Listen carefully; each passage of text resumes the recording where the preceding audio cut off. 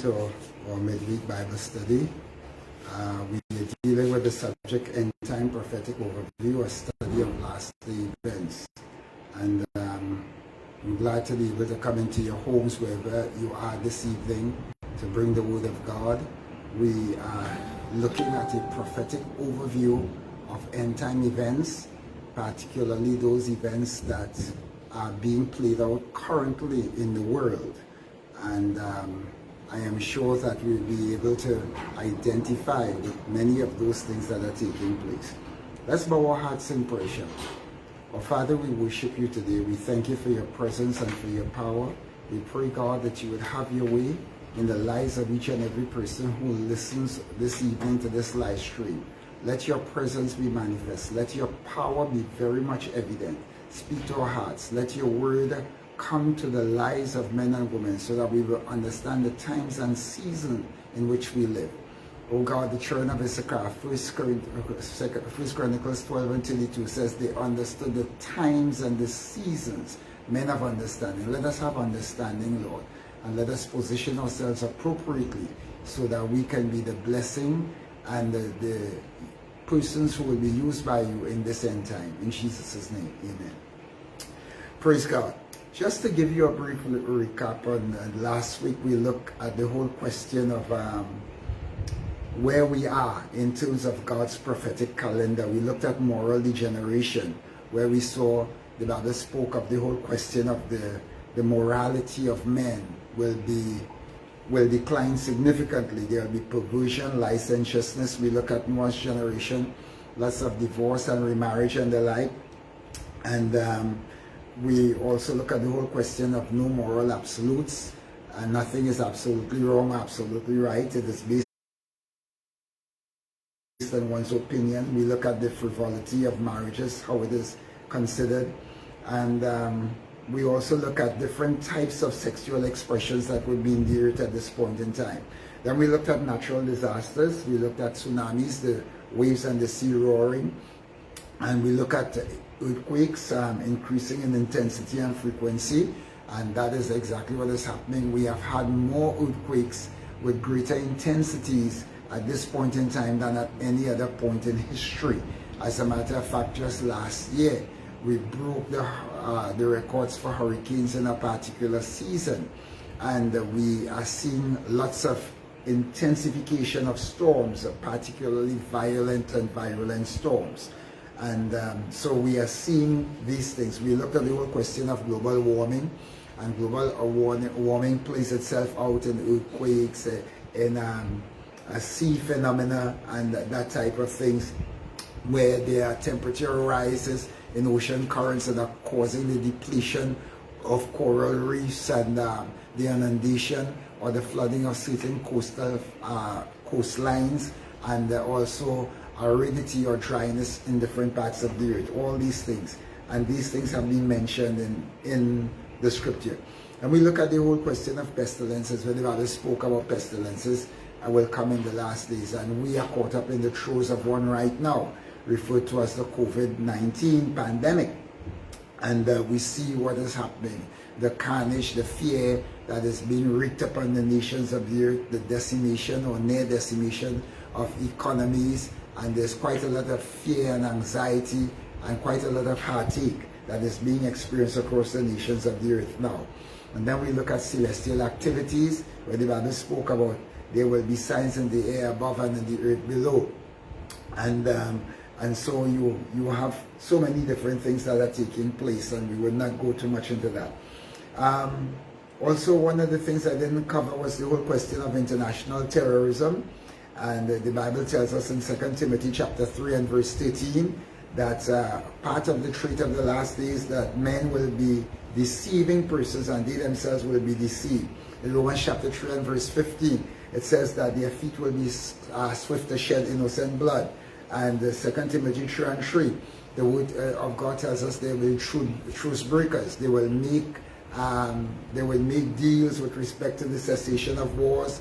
They would sign agreements and what have you, but they will be broken based on what they perceive, the signatories perceive to be to their advantage or not to be their advantage. And we see that there will be a preponderance of wars and global conflicts.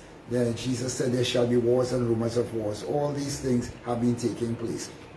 Tonight we want to look at the whole question of what I would refer to as the primary prophetic timeline, which we refer to as the fig tree.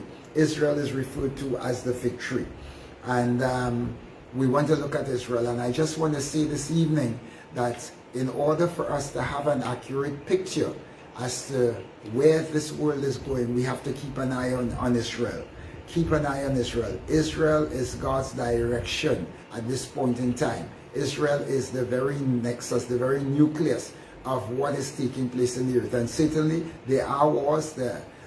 There's quite a lot of conflict that is taking place all over the earth. We have different summits. We have one coming up where the President Biden is going to be meeting with President Putin. There's a lot of debate as to the merits or the demerits of that at this point in time. I'm not here to discuss political issues, but they are hoping that there are certain things that will be achieved that will lead to greater peace, that will lead to pulling back of hostility. We have the emergence of China as a major dominant partner in the earth, and you certainly need to look at those things because they are going to figure prominently. China at the very end and Russia later on, we'll look at that, and with Russia's power and might and what have you, and of course the European nation that is emerging or that has emerged around this point in time. But this evening we want to look at Israel in prophecy. We want to look at the fig tree, Israel as the fig tree in prophecy. And I want to direct your attention to Matthew 24. Matthew 24 is okay, and Luke chapter 21 verse 20. But let me look at Luke chapter, in fact, let's look at Luke chapter 21 as a matter of fact. Let's look at Luke chapter 21. Luke chapter 21, and we can perhaps take it from verse 17. And in Luke chapter 20, and we're looking at Israel. And the word of God says, and everyone will hate you because you are my followers. But not a hair of your head will perish. By standing firm, you will win your souls. And verse 20, this is the clincher. But when you see Jerusalem surrounded by armies, then you will know that the time of its destruction has arrived. Then those in Judea must flee to the hills, those in Jerusalem must get out, and those in the country should not return to it. And it goes on to speak in verse 24, and it says, and Jerusalem will be trampled upon by the Gentiles, and what have you. Okay, so what we are seeing here, we are seeing that there is going to be a very, very significant, or there is going to be a series of very significant events that would play itself out on the earth. And we are actually in this time, we are actually in this place where we are now with respect to what is being played out in the earth. And the subject of everything here is the nation of Israel. And in Matthew chapter 24 verse 32, Jesus speaks to the disciples and he says, now learn a lesson from the fig tree. When its branches bud and its leaves begin to sprout, you know that summer is near. In the same way, when you see all these things, you can know the Lord's return is very near, right at the door. I tell you the truth, verse 34, this generation will not pass from the scene until all these things be taken away. Heaven and earth will disappear, but my words will never fail. And so we want to look at some of the events. As I said, this is a panoramic overview that I'm giving to you. I am not going into in-depth or to much details at this point in time, but just give you a broad scriptural outline so that we can see what is happening. So what do we see? We see that Israel is caught up in the throes of quite a lot of conflict. As I speak to you here now, although a peace treaty, they have agreed to terms of peace between the Arabs and the Israelis, and they have agreed to terms of peace, but there is should I say it's an uneasy truce. There's quite a lot of uneasiness because conflict can break out at any point in time. And so we see the Bible speaks about Jerusalem being compassed about by armies. Zechariah speaks about that. And Jerusalem being surrounded by armies. And Jerusalem is really surrounded, or Israel is really surrounded. And during this recent conflict, In a 10-day period, over 4,000 rockets were shot into Jerusalem and were shot into Israel. And of course, Israel embarked on a campaign of a bombing campaign that caused quite a lot of decimation of infrastructure and the loss of lives and what have you. But the Bible speaks of conflict, this conflict. And what we see emerging is that a rising tide of anti-Semitism. In other words, you have nations that are increasingly coming against Israel, and Israel is really being seen as the aggressor and someone who has to be pulled in line, as we would say. Now, what does the Bible say about this time? As we look at this time, it is referred to as the time of Jacob's trouble. Daniel chapter 24 verse 27, that has to do with Daniel's 70th week. I am not going to go into much detail with that, should I say, but God puts a prophetic timeline. God puts a prophetic timeline on the events that will culminate in Jesus' second coming. And Daniel speaks of 70 weeks are determined upon the people of God. And Daniel, in speaking of the 70 weeks, those 70 weeks are what we refer to as 77s, or 490 years of history, specific history. And so it starts with the going forth of the edict to rebuild Jerusalem. Jerusalem was, the Jews were carted away and they were in exile in Babylon, and then they understood that it was time to rebuild, to rebuild the temple, that the people of God will go back home. Daniel, this was the 68th year of the captivity. There were 70 years. And by studying the word of God, Daniel understood that it was soon, the time was at hand for the people of God to be delivered from Babylonian captivity. And so he set himself to seek God's face, and that's what we see in Daniel chapter 10. He's by the river Hiddekel, fasting and praying and seeking God's face, and God comes true to him, and God gives him the revelation as to what would happen. 2 years later to the day, the children of Israel, they are given permission to go back to their homeland. And so what we see here, as Daniel points out, he speaks of the 70 weeks. Just to deal with it carefully, from the edict, the time they were given the instruction to go back to rebuild the first temple, that was 7 weeks, or 7 sevens of 49 years. And then from the rebuilding of the temple to Jesus' coming unto the earth, riding in on Palm Sunday in AD 30, when Jesus rode into Jerusalem on AD 30 on Palm Sunday, that was 62 weeks, 62 weeks or 434 years after. So the first 7 years, or first week or 7 sevens of 49 years, that's the period of time that it took to build that temple. And then the 62 weeks of 434 years passed after that. And so what happened when you add the two is 483 years, or 69 weeks, or 69 by 7 will give you 483. And so you have 1 week or 7 days or 7 years left. And that 7 years is the time that we refer to as the Great Tribulation, and we will speak more concerning that later on. So Israel is a fig tree, and I just want to give you some historical backdrop on this nation of Israel. How Israel started. God gave Abraham, who was living, his name was Abram at that time, A-B-R-A-M. His name was subsequently changed to Abraham, meaning a friend of God. Abraham, friend of God. And God spoke to Abram. Now this man was a moon worshipper. He was from Ur of the Chaldees. He was a worshipper of, they worship the moon, they worship idols. And his father Haran, Abraham was 60 years of age when God spoke to him. But he remained in Haran for 15 years until the death of his father. And upon the death of his father, he embarked on the journey that God had called him to. We don't know the reason why. He probably felt comfortable at that time, at that point in time. So Abraham the patriarch, in BC 1936, 412 years after the flood, God called him.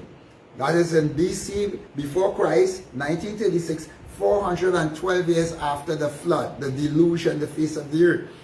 in Noah's day. God called Abraham to be the father of a new nation, and we see that in Genesis chapter 12, verses 1 to 3. I'll make you to be a father of many nations, and your seed will be numerous, too numerous to be counted, and like the stars in the sky for multitude, and as the sand by the seashore, innumerable, and what have you. And then subsequent to that, God unconditionally confirmed to Abraham's descendants, firstly to his son Isaac, that he was going to fulfill this promise. In Genesis chapter 26, verses 1 and 4, God says, and to Isaac, I am going to fulfill this promise. And to his grandson Jacob, in Genesis chapter 28, verses 10 to 15. And so with Abraham, during that period of time, he left Ur of the Chaldees for the place that God destined for him. The Bible tells us that he looked for a city whose builder and maker was God. Abraham did not know where he was going, but he followed God. And that's why the Bible tells us we need to walk by faith and not by sight. When God calls us to something, we must trust God. We have to follow God's leading. He didn't know, but he believed God. In fact, the scripture says Abraham believed God and it was counted to him for righteousness. And such was Abraham's faith and trust in God, even though he got sidetracked later on. Because later on, he broke with standard convention in terms of how God would have blessed him, and he allowed Sarah, he went into Hagar, Sarah's maid, thinking that, okay, the seed is going to come through this woman, because after all, he's old, and his wife is also old, and they're not having a child. And that turned out pretty awfully. And the conflict is still being played out on the global scene today between the Arabs and the Jews. And so there's quite a lot of hostility as it went, as that played itself out. But so he had 10 theophanic appearances from the Lord. What is a theophany? Where God shows up. God shows up as you see the angel of the Lord. There were 10 times that God showed up to him personally, and God spoke to him directly, and he was able to discern that this was the voice of God. But God's promises to Abraham were progressive. At Ur, the land, and let's look at some other promises. At the Ur of the Chaldees, God says to him, the land will be yours, that I'm sending you to will be yours, and your seed will be a great nation. When he got to Shechem, God promised him ownership of the land to his descendants. And we see that in Genesis chapter 12 and verse 7. He got to Bethel, and God said to him, all the land you see will be yours, and your offspring will be as the dust of the earth for number. And that is found in Genesis chapter 13 and verses 15 and 16.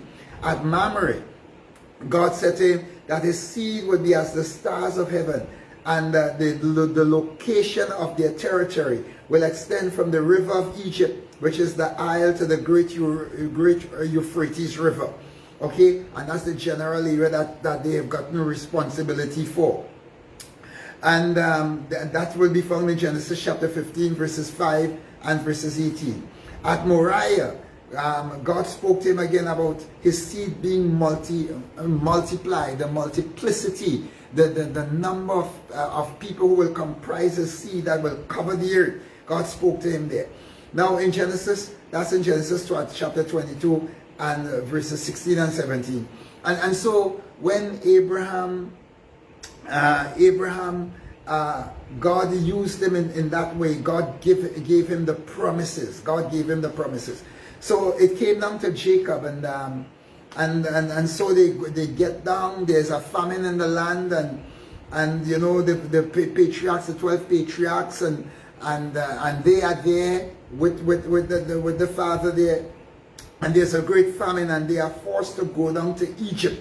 And in going down to Egypt, 70 of them, their wives, their family, and their household eventually go down to Egypt. Now Joseph was sold into slavery. Joseph was sold into slavery because they hated him. He was the favored child. His father gave him a coat of different colors, of many colors, and they could not handle that because they found it to be favoritism. And then to top it all off, he was the youngest child, when the eldest was the one who was supposed to get everything, or to get that kind of attention. And so when they got down to Egypt, and they spent there 400 years. And God prophesied about that before. God spoke to Abraham about that before, that the seed will go down into Egypt, and they will spend 400 years, and they will be ill-treated by the people there. And at the end of that year, he will judge that nation. And God says, but Abraham, you are going to go to your grave in peace, and everything is going to be all right, but I will fulfill my word to your generations. And that was done. So with this great global famine, they went down there, and eventually they were assigned to Goshen, a land a property in Egypt, a piece of land in Egypt. They were assigned to Goshen, and they lived in their own space.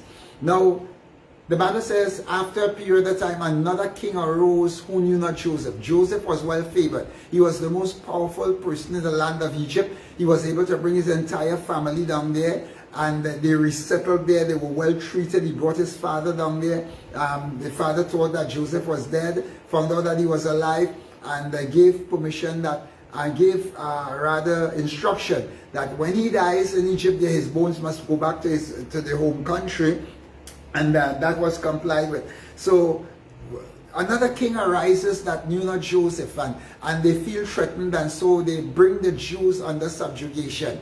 Their rights and their privileges are confiscated. They do not have the kind of clout that they had before, and now they are living a horrible life. They are slaves in a land when they were wealthy proprietors before, when they were the ones who contributed to the booming of the economy and what have you. Now they have found themselves in a terrible place, and they find themselves incarcerated. Many of them die through horrific atrocities committed against them. And so they suffer tremendous horrific atrocities and that was because of their rebellion eventually against Almighty God. And so God takes them out of the land of Egypt. Moses comes on the scene, and he goes before Pharaoh, and he has an instruction to Pharaoh. God says, let my people go. Pharaoh would not go. With the 10th plague, Pharaoh is forced to relent because all the firstborn are slaughtered, and God shows his hand in a mighty way. And just as God said to Abraham, before Abraham passed, he says, your people will be a stranger in the land, and they will be there for 400 years, and they will be treated terribly. But when they leave, they will leave with great wealth. And that is exactly what happened. When the Jews exited the land of Egypt, before Moses gave an instruction to them, go and borrow gold and silver, precious metal, and so, and clothing and everything that you need for sacrifice. Borrow it from the Egyptians. And they did that. And the Bible says they utterly spoiled the Egyptians. They utterly spoiled them. I mean, what they did, they raked the economy overnight, as it were. The people were all too willing to give them. They wanted to see the backs of these Jews because they had tasted the wrath of God. You know, the Bible says it's a fearful thing to fall into the hands of an angry God. And so when they left, but Pharaoh, after a while, he changed his mind. And the Israelites, as they approached the sea, as they approached the Red Sea, Pharaoh's chariot descended upon them and was coming upon them, and Moses stretched forth his rod. You know the account. The waters rolled back, and here the Bible says the Jews, they went through on dry land. Now that place was wet with water all the time, and God caused the waters to roll up and make a passage for them, and the land was dry. It was completely dry. Pharaoh's army followed after them. God broke off the chariot wheels and drowned Pharaoh and his army in the sea. And because Moses had said to the people, don't be afraid, the Egyptians you see today, you will see no more. And God decimated the elite of the Egyptian army in the ocean there. And so they continue to emerge as a nation.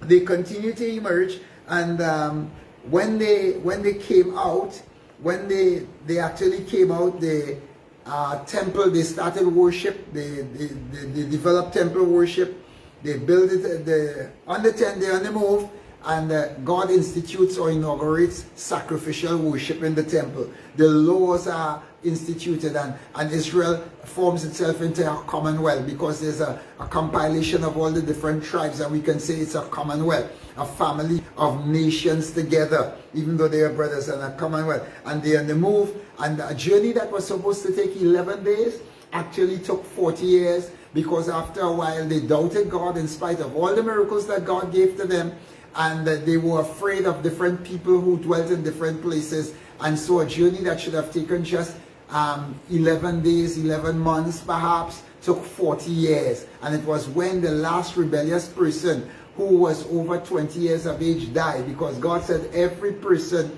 who left there and who was under 20 years of age would live, but those over 20 years would die. And true to his word, God brought it down, and and they all perished until they got out. God brought them out, and they got settled on later on. So where are we now? So now we are in modern day Israel. Should I hasten to say, Israel went through a horrific time through the years.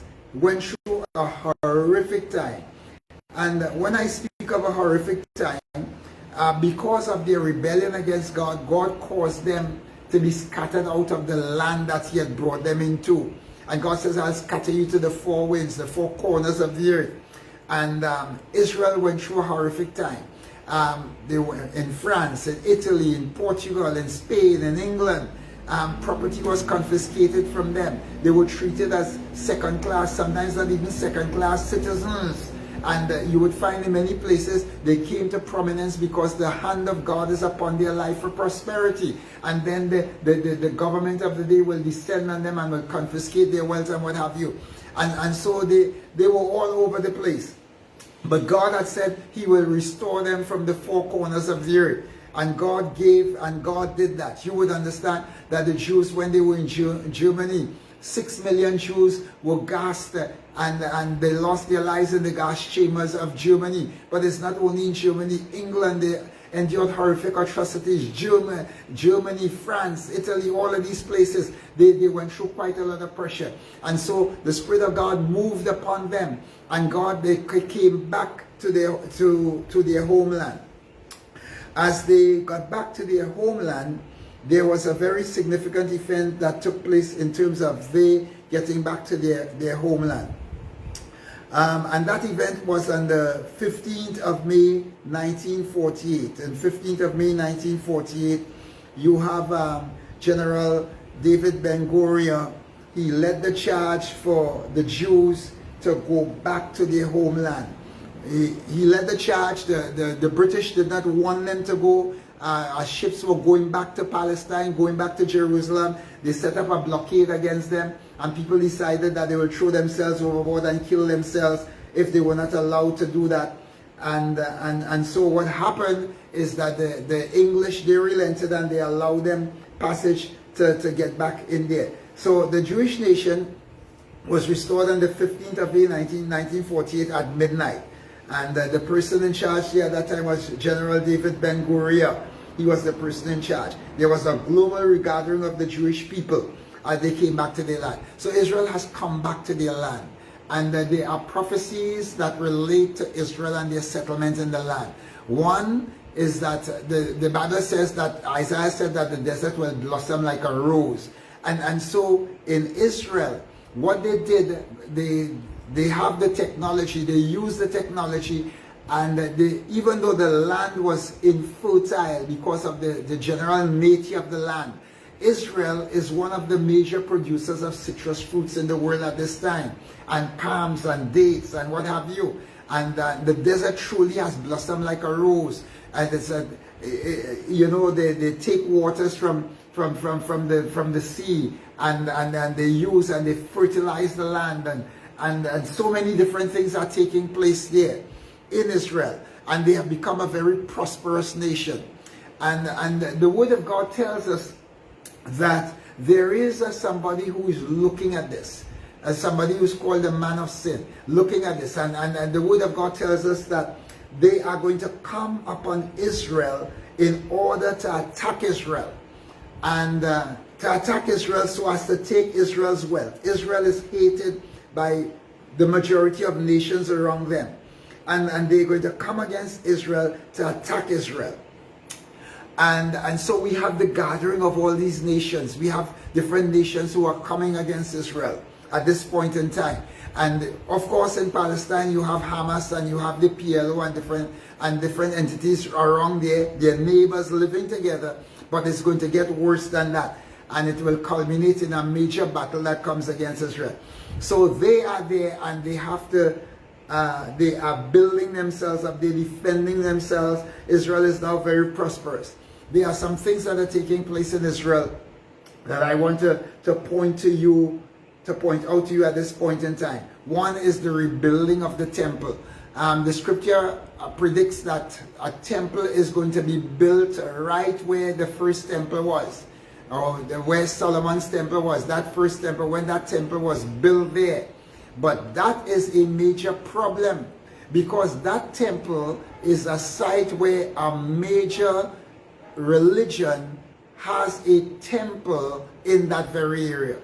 And that major religion has a temple in that very area. And they have loggerheads. You would have seen on your television screens quite a lot of conflict, toing and froing and fighting one another. And for the Al-Aqsa Mosque and what have you, that is going to be a subject of great controversy. Lots of blood is going to be shed there. And there is going to be a major war that is going to be waged there because of that. And so that's what you see with the temple. We understand that they fabricated the temple, that all they need to do is to get clearance, get access to that place, and then they will be able to go in and put the temple up right away. We understand that is so. Then also, there's another thing that we refer to that has to be taken into account, is what we refer to as the burning of the red heifer. Now, you can read in Numbers chapter 19 verses 1 to 10. We have what we call the red heifer. The red heifer was a specific animal that had to be burnt outside of the camp for a period of time, 3 years, or it must be at least 3 years old, and never touched by man, never ridden by man or anything. And this heifer now has to be burnt outside the camp. The ashes and what have you sprinkled outside the camp and what have you. Now there are no more red heifers around, insofar as we know. And so they are actually on a program to breed red heifers. If my mind serves me correctly, a couple of months ago I came across some information where they said that there was a red heifer, that they had gotten a red heifer. But they must have a number of red heifers in order to get these sacrifices back together. So it has to be a red heifer for this sacrifice for the inauguration of the temple. And in addition to that, we have what we refer to as the restoration of the original Hebrew language. And that is being spoken widely, and especially by those persons who are the leaders of the law and what have you. The restoration of the old Hebrew language, that is also taking place at this point in time. What's the significance of the red heifer? That's a type of Christ. When we talk about typology, Jesus, the Bible tells us, later on in scripture, Isaiah says, who is this that comes to Bozrah with his garments dyed in blood? And it speaks about Jesus going to the cross and he having shed his blood, and of course the garments dyed in blood. That he comes there, he comes to Jerusalem, and Jesus actually on Golgotha, he died outside of the city precincts. He died outside of the city precincts, just as the sacrificial calf has to be killed outside of the temple precincts in order to atone for the sins of the people. We know that Jesus is God's eternal sacrifice and complete sacrifice for humanity. In Jesus, there is total forgiveness, and there is no without Christ, we are lost eternally. No more sacrifice for bulls and heifers and goats and what have you. So they are there. What's going to happen? What's the next thing? We need to look at different things that are emerging in Israel at this point in time. There is going to be increased hostility against Israel. There's going to be global hostility. There's going to be a continued rise of anti-Semitism against Israel. But God says that I will preserve her. In Zechariah chapter 12, let me just go there, I can read that for you. In Zechariah chapter 12, verses 1 to 4, the Bible talks about those persons who trouble Israel and the type of difficulty that they are going to have, because God is going to preserve his people. God is going to preserve the Jewish nation because God called them as his own. And this is what Zechariah has to say in Zechariah chapter 12 from verse 1. It says, this message concerning the fate of Israel came from the Lord. This message is from the Lord, hear this, who stretched out the heavens, laid the foundations of the earth, and formed the human spirit. My God, this is a big piece of theology here with respect to creation and with respect to the history of man and the earth. First it says that the Lord, he stretched out the heavens. God stretched it out. That means he put everything in different places, all the constellations, the galaxies, and all of these things that we don't even know about, that Hubble has not found out, and all our human intelligence know nothing about at this time. The Lord stretched out the heavens, and he laid the foundations of the earth. The earth is on foundations that were laid by Almighty God. We talk about the tectonic plates and what have you. It may have reference to that, but God has a foundation for the earth. And God did what? He formed the human spirit. Now man, listen, man is a composition of DNA. And I heard a report saying that if you will check man's DNA every 2 seconds, it will take something like 96 years to check the DNA of one single man. That's to tell you how God created us. So it said, I will make, verse 2, I will make Jerusalem like an intoxicating drink. The King James says, a cup of trembling, that makes the nearby nations stagger when they send their armies to besiege Jerusalem and Judah. So armies are going to come against them. On that day, that period of time, I will make Jerusalem an immovable rock. All the nations will gather against it to try to move it, but they will only hurt themselves. So God is saying at that time, and I believe that we have come to this time now. We have come to this time, and Israel is going to be attacked, and we're going to talk about that a bit. But God says, I will make them an immovable rock, and those that go against them, Zechariah and the King James says, they shall be ground to powder. On that day I will cause every horse to panic and every rider to lose his nerve. I watch over the people of Judah, but I will blind the horses of the enemies. He's going to confound the armies that come against them. And verse 5 says, on that day I will make the clans of Judah like a flame that sets a wood pile ablaze, or like a burning torch among sheaves. They're going to consume the enemy. Verse 7, the Lord will give victory to the rest of Judah first before Jerusalem, so that the people of Jerusalem and the royal line of David will have no greater honor than the rest of the others. God is going to stand up for his people. So what's going to happen here? Things are going to get increasingly bad. God is going to stand beside them. And then we spoke about, I was talking to you about Daniel's 70th week. We have the first 7 weeks, which is the edict to rebuild the temple, and that took 7 weeks, or 7 sevens, 49 years, and then 62 weeks after, to when Jesus came on Palm Sunday in AD 30, riding into Jerusalem. So that's 69 weeks, or 69 by 7 is 483 years, and so we have another week, another 7 days.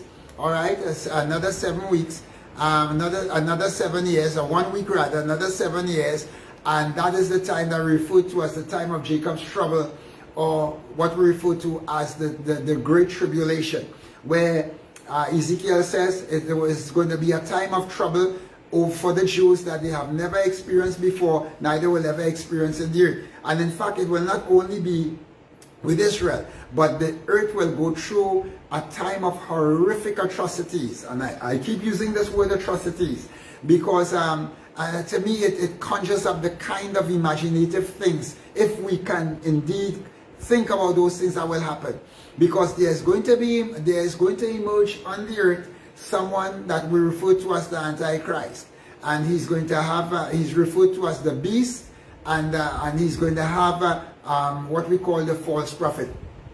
The Antichrist, at the end of this period of time, that's what we're looking for the next week, when he emerges on the face of the earth.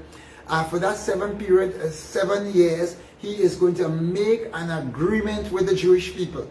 And so they will be allowed to go. I don't know how that's going to happen. Commentators are unsure about that, because that is trouble, because you're going to have to convince a major religion on the face of the earth that it can be done, because they hold that place as their sacred place also. But whatever happens, whatever compromise they come to for that 7-year period of time, the Jews will be able to establish their temple and to worship there, and they will be and they will be glad. It will be a peaceful time for them. Sacrifice will be reinstituted there. Animal sacrifice, the burning of the red heifers, and going through all these rituals for 3.5 years of the 7 years. And then the Bible says, in the midst of the week, or at the end of the 3.5 years, the Antichrist is going to renege on the agreement. He's going to break the agreement, and they are going to be betrayed. And in betraying them, what is going to happen? Many of them are going to be slaughtered. And this is where Jesus says, pray that your flight is not in winter, because women are going to have it particularly hard. You're going to have to run for your life. If you leave something home, don't go back for that. And the Bible tells us in Revelation chapter 12, the dragon, who is the devil, cast water out of his mouth to devour the woman with the man-child, speaking of Israel. And it says the earth opened her mouth and helped the woman. And this speaks of where the Nabians, or the Nabians, and in Jordan, they are going to find a place there. It's an underground city that is in the rocks of the earth. And it still exists today. And the Jews are going to flee there, which is also referred to as Petra. And they are going to find a hiding place there, those who can get there. When we look at Revelation chapter 12 also, we see it says that the woman was born on the wings of a great eagle. So what we understand, the sign, and when we talk about animals and so on, their descriptions, it has to do with nations. All right, and like Greece was the leopard, and Russia the bear, and what have you. And the eagle, the sign of the eagle is the United States. The United States, the eagle. That's the sign of the eagle. And it says the woman was born on the wings of a great eagle. And you know, America being a dominant power, a great power, born on the wings of a great eagle. It speaks of the aircraft, the military hardware. And it seems like there is going to be established a no-fly zone, because the Antichrist, he would have at this point in time authority over the entire earth. The Bible tells us that there are 10 kings who will give their power to the Antichrist for a season.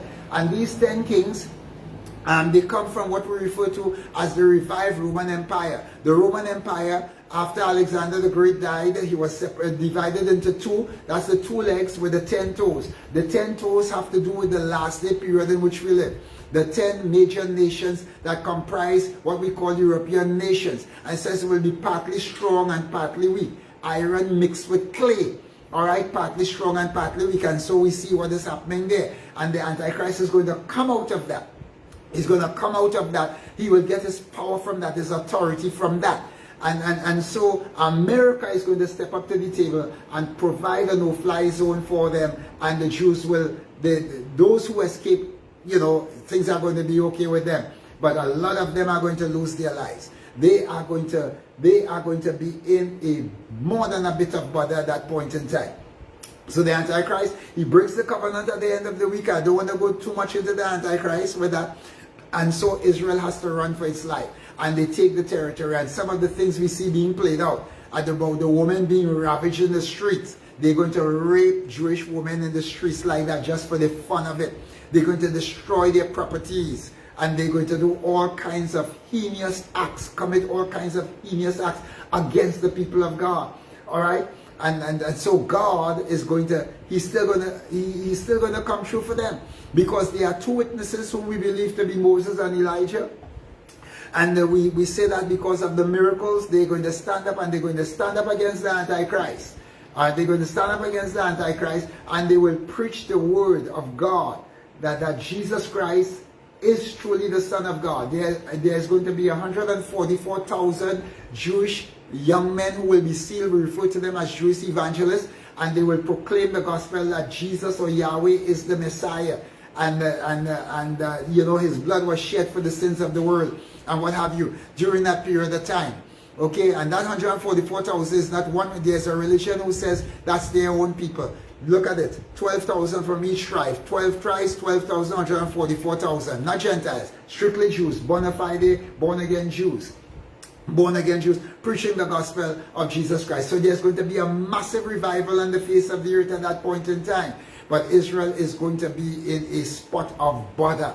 Going to be in a spot of bother. And so we have the witnesses on the earth preaching the gospel. And then we have also the two witnesses, Moses and Elijah. Moses, they're able to call down fire from heaven. That's Elijah. And then Moses, with respect to doing signs and wonders and what have you, as a patriarch of the people of God, we see that is what's taking place. In Matthew chapter 17, before Jesus went to the cross, he was having a conversation with Moses and Elijah.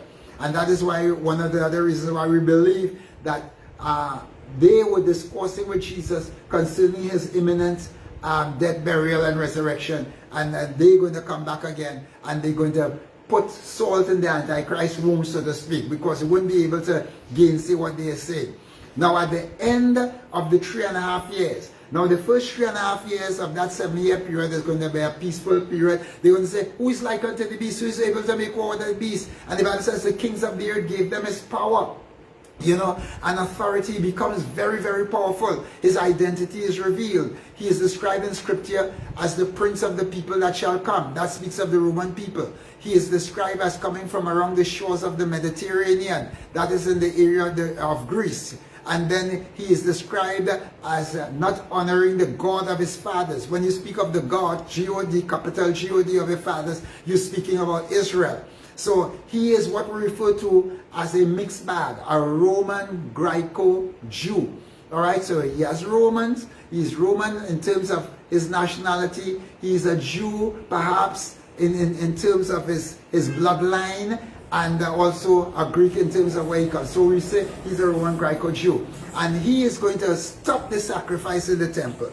And he is going to bring about desolations. He's going to proclaim himself as God and say there is nobody to be worshipped except God, except himself. And he's going to have the false prophet who will cause an image of himself to be made. And the false prophet will give life to that image, an inanimate image. It could be a computer. We don't know. It could be a computer because we see where computer technology is now. But he's going to give life to that image. And the Bible says that the image will both hear and speak. That's a level of technology that we haven't reached yet, where the image could hear and speak and can respond, can communicate. And the false prophet does all kinds of miracles and signs and wonders, calling fire down from heaven. But he has a challenge because of Moses and Elijah calling fire down from heaven and contesting him. And the Bible says at the end of the 3.5 years, what is going to happen now is that they're going to kill these two witnesses. And their bodies will be left in the street for 3 days. And the Bible says the whole world will send gifts to one another, celebrating the death of these two men. Because they terrorized the earth. Because at that point in time, man's heart will be turned against God. Man's heart will be turned against God. So they're going to be here and they will give all these things. And then at the end, they leave their bodies in the street.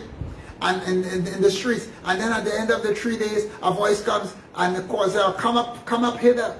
And they rise and the whole earth sees them going up. Just as they saw Jesus, the disciples saw Jesus going up into heaven. And the angel said, ye men of Galilee, why stand ye gazing into Galilee? This same Jesus shall so come in like manner as you have seen him go. So too these men will be resurrected and will go up. They will go up. They will go up. And one of the things that they say about Moses and Elijah being these two men is because they never died. Along with Enoch, of course. Because Enoch did die. But at the same time, there is this resurrection of these men. And then all hell breaks loose on the face of the earth. And you've got to stay tuned for that part. When all hell breaks loose on the face of the earth. Hallelujah. What a time it's going to be. What a time it is going to be. At the end of the tree, at the end of the period of time, certain specific things are going to take. At the end of the 3.5 years, the Antichrist will be wounded. It seems that he's going to hear that there is an insurrection against his rule and his authority coming from the Islamic nations down in the Egyptian area. And he goes personally by himself to stamp out this sedition, this rebellion. And the Bible says he suffers a mortal wound. He is mortally wounded and he dies. But the word of God says that his deadly wound was healed. We don't know whether it's through technology or whatever, but he dies. He dies, he's confirmed dead. For all intents and purposes, he's dead. And then his deadly wound is healed. And then we have the unveiling of what I call the raw devil. The raw devil. And we have events on the earth that are going to take place that is going to be so cataclysmic, it is beyond imagination. And we look at the vials, the bowls, and the trumpets, and all those things are mentioned in the book of Revelation. But what a time it is going to be. And that time is going to coincide with Michael and Gabriel kicking the devil out of his place in the atmosphere. And that's why the scripture says, woe, woe, woe to the inhabitants of the earth, by reason of the last 3 plagues. For the devil is come down, and he knows he only has a short time. He's kicked out as being the prince of the power of the air, kicked completely out. No longer can go before God's presence again. You see, God is patient. And some of us, we need to be patient because you're going through some trouble, you're going through some pressure. But stay with God. God is going to make a way. The Bible says it is a fearful thing to fall into the hands of an angry God. And when God begins to unleash on the face of the earth, it's going to be terrible.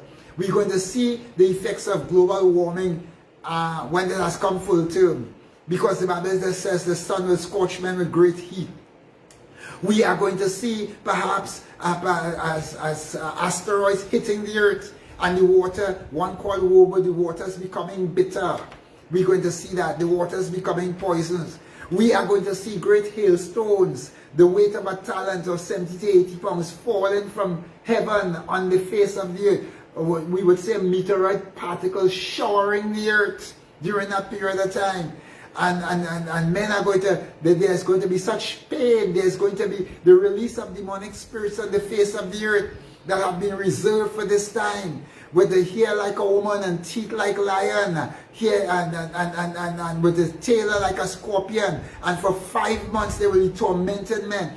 And their sting is like that as when a scorpion strikes a man. And the Bible says there's going to be darkness, there's going to be mayhem on the earth, and men will gnaw their tongues in pain. There are going to be cataclysmic earthquake. There is going to be an earthquake of a proportion that the earth has never seen or ever would see. When the nations of the earth will crumble before it. The shipping industry will be destroyed. It says, oh Babylon, all your ships in 1 hour, such great riches has come to naught. These things are going to happen. In one, there will be the decimation through this massive earthquake that is going to hit the earth, strike the earth, and there is going to be terror unleashed. The Bible tells us that apparently with this earthquake, it is going to be so catastrophic that the Bible tells us that the islands fled away, and the mountains fled away, and every island fled away, and there was no more sea. The islands are going to sink. I cannot imagine something on that proportion. I'm sure none of us can. But you know, men are still not going to repent.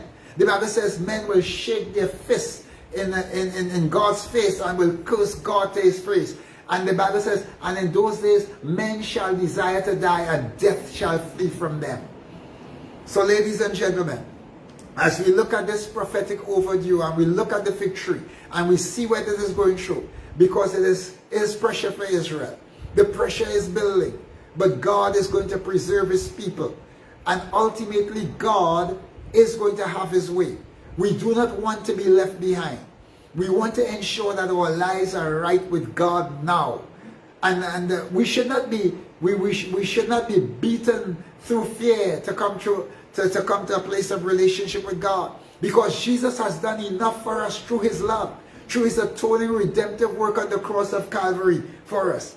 And so it is time that we as a people will come to that place with Almighty God. May God help us today, as God will protect Israel, and God will fight with Israel. And she has a lot of pressure to go through still, but God is going to help her. You know, in Revelation chapter 12, it says that the earth opened and the dragon cast out water like a flood out of his mouth to devour the woman. He gave the instruction to his armies, go wipe out Israel. And the Bible says the earth opened her mouth and held the woman. So that army that murderous army that is going, they are swallowed up by the earth. An earthquake engulfs that entire army, just as in Numbers 16, when those Dathan, Korah, and Abiram went in a rebellion against God, and they went against Moses, the servant of God, and the earth opened them up and swallowed them and their descent and their children and family and everything they had. That's what is going to happen, because God fights for his people. God fights for his people.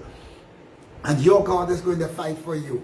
What should you do? Surrender your life to Jesus Christ and allow him to have his way in your life. Let's bow our hearts and pray. Father, we thank you today for your word. Thank you for your presence. Thank you for your power, Lord.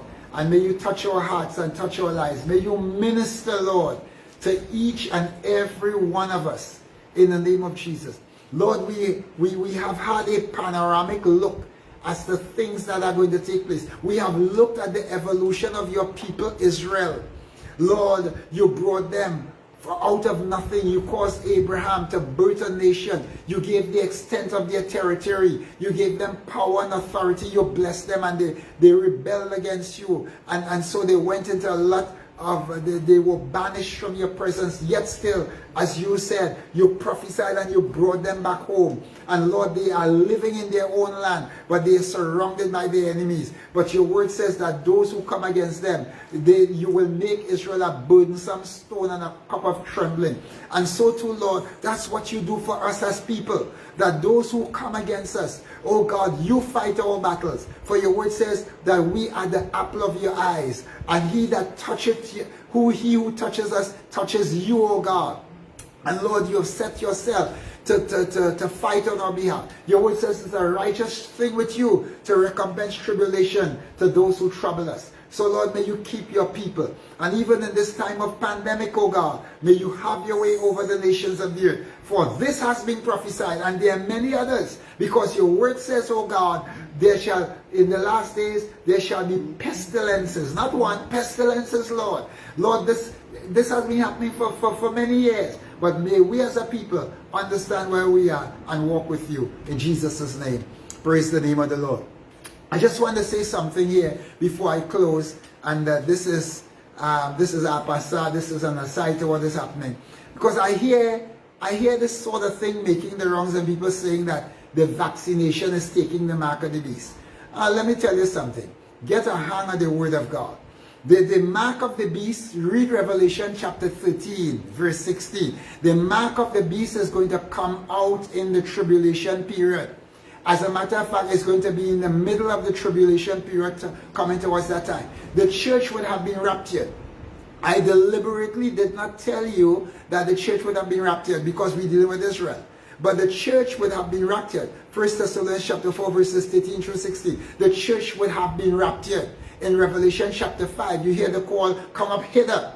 And after that, you see the church in heaven for what we call the marriage supper of the Lamb and the Bema judgment. And so there are events on the earth. In Revelation chapter 6, you see the tribulation. So the tribulation says, those who are being martyred for the cause of the gospel. And they, in 6 and 14, I think it is, and they say, how long, Lord? And then the Lord says, wait a minute, a little more, until those of your brethren like yourself will be martyred also. They are waiting under that time. So this is not the tribulation, because I am still here.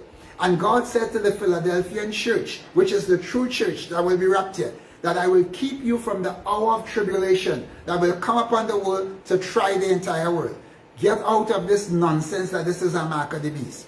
You take vaccines for your children when they're small. You cannot travel to countries unless you have certain types of vaccines. They have made tremendous breakthroughs with AIDS. AIDS was supposed to be a killer. AIDS is no longer a killer really, unless you don't take your medication. Polio has been eradicated, all these things, by vaccines. So what it does, it triggers the immune system to fight against those things. And God gives man wisdom. Hezekiah was given a lump of fig by Isaiah. God told him, go and put a lump of fig on your boil. He had a cancerous tumor, and that placed on him, God healed him from that. The prophet Elijah, they had a pot of stew on, and when a young man went out and to put more stuff in the pot, and then when they tasted, it was death, and they had already tasted They could have died. And what the man of God said, he said, take some cruisers, take some flour, bring some flour and throw it in the pot. And there's an antidote. That is science. And God worked with that. So let's understand that. This is not the time of the tribulation. This is not the mark of the beast. So if your vaccine is the mark of the beast, well, God bless you. You understand? It is time that the people of God, the Bible says, the people that do know their God shall be strong and shall do exploits. We have to be wise. All right? The choice to take the vaccine or to take it, that's up to you. But please don't call God's name in this stupidness. All right? Please don't do that. And may the God bless us, and may we see what God wants for us. God bless you this evening. Have a wonderful